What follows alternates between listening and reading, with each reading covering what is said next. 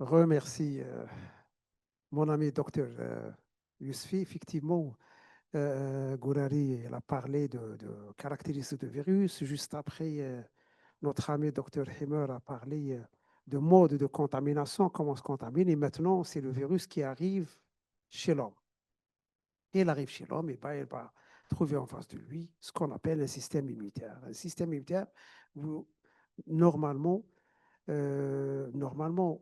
ça a été fait durant le cycle clinique. Il y a toujours ce qu'on appelle les barrières. Donc, il y a les muqueuses, et normalement dans les muqueuses bronchiques, il y a des cils, il y a tous les mouvements qui protègent ces cellules d'être infectées. Néanmoins, c'est un peu la charge virale qui prédomine un peu et qui va infecter ces cellules.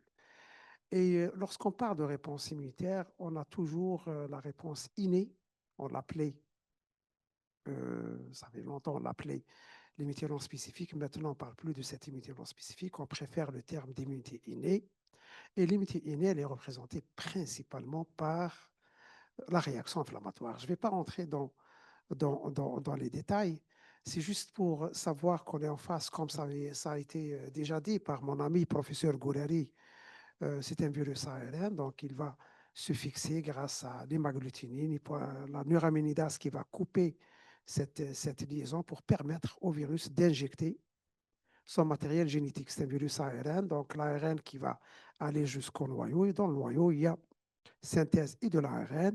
Il y a des ARN qui restent à l'état libre et d'autres ARN qui vont passer dans le ribosome, voire l'appareil de Golgi, pour faire les protéines et les glucoprotéines. Et le tout, ils vont se rassembler au niveau de la membrane plasmique pour donner ce qu'on appelle les virions par bourgeonnement membranaire.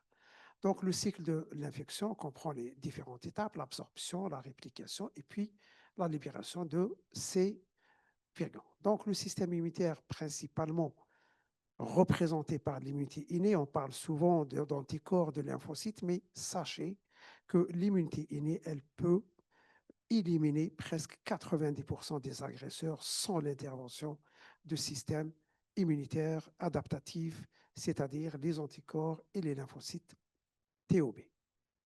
Production de cytokines. Dans cytokines, on a vécu une conjoncture qui est un peu triste. Donc, les cytokines, au stade de début, ils sont là pour produire l'inflammation, ils sont là pour protéger notre organisme. D'ailleurs, c'est la raison pour laquelle on dit toujours aux cliniciens d'éviter les anti-inflammatoires au début, les premiers jours de l'infection. Et puis, juste après, on aura des lésions. Donc, faire la différence entre la grippe bénigne et la grippe sévère. Dans la grippe bénigne, l'infection, elle va être contenue dans les cellules de l'épithélium respiratoire. La multiplication, elle est contrôlée et on a absence de complications. On aura certainement cette synthèse et sécrétion de cytokines qui vont être responsables de fièvre, fatigue, tout, qui persistent quelques jours, mais sans gravité. Donc, juste après, comment se fait cette stimulation de la réponse immunitaire? Sachez que le système immunitaire, lorsque le système adaptatif il est impliqué, il y a deux types. Puisqu'on est en face d'un agent qui vient de l'extérieur et qui va infecter la cellule. Et c'est la cellule elle-même qui va produire ces antigènes et ces virions. Et bien dans ce cas-là, tout produit par la cellule est appelé antigène endogène. Et dans ce cas-là, on a besoin de lymphocyte CD8. Le lymphocyte CD8, lorsqu'il arrive, c'est pour détruire. Donc, il va fixer sa cible, la cellule infectée, et il va la détruire. C'est la même chose pour la cellule cancéreuse.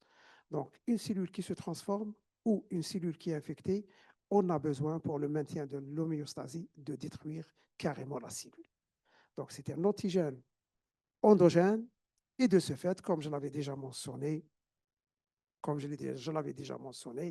c'est la destruction de la cellule infectée. L'anticorps, certainement, ça va donner ce qu'on appelle un bourgeonnement de ces virions qui vont être libérés à l'extérieur. Et les anticorps, ce qu'il faut savoir, la chose la plus importante dans l'infection virale, c'est un anticorps qui ne va pas détruire. on a besoin de cet anticorps pour prévenir une infection. Donc, ils sont là, non pas pour agir dans l'infection en cours, mais plutôt pour prévenir une éventuelle infection. D'ailleurs, c'est le rôle de la vaccination. Donc, on a vu une grippe bénigne qui est très bien contrôlée par le système immunitaire, mais dans la grippe sévère, malheureusement, c'est le virus qui est le virus par l'induction d'une réaction inflammatoire généralisée. Dans ce cas-là, ça ne sera pas une inflammation localisée, mais généralisée et incontrôlée. Eh bien, on aura une multiplication accrue et libération des virions.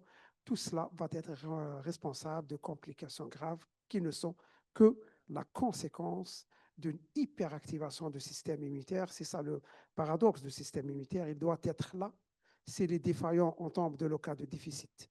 Et s'il est activé en excès, eh bien, on aura kiff la même chose, c'est les sepsis et les pneumonies, avec toutes les complications que vous allez les voir tout à l'heure.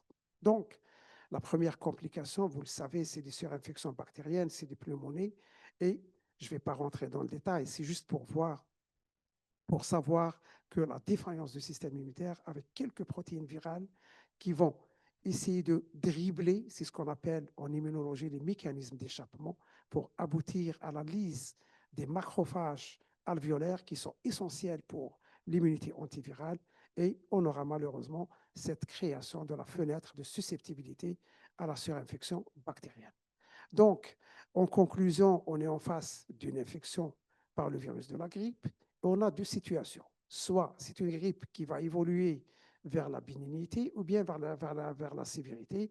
Et ça dépend de plusieurs facteurs, dont les plus importants, c'est l'état du système immunitaire. Lorsqu'on a un système immunitaire qui très bien, qui fonctionne bien, et bien dans ce cas-là, il va réprimer la réplication virale et on aura ce qu'on appelle une grippe bénigne. Dans le cas inverse, lorsque le système immunitaire est défaillant, les sujets âgés avec cet état d'immunosénescence, les maladies, les pathologies chroniques, ou bien les états de déficit immunitaire, l'état immunitaire chez la femme enceinte, et bien dans ce cas-là, on a un système immunitaire relativement défaillant et la réplication du virus qui l'emporte avec exacerbation de la symptomatologie ou bien des signes systémiques qui peuvent aller aux complications, voire le décès. Et je vous remercie.